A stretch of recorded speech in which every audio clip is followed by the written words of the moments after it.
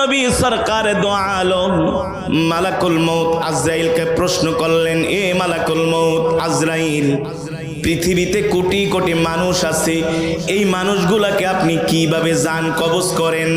কোটি কোটি মানুষ দেখা যায়, এক এক দিন লক্ষ লক্ষ কইরা মানুষ মারা যায়, হাজার হাজার মানুষ মারা যায়, আপনি কিভাবে এতগুলো মানুষকে আপনি মারেন?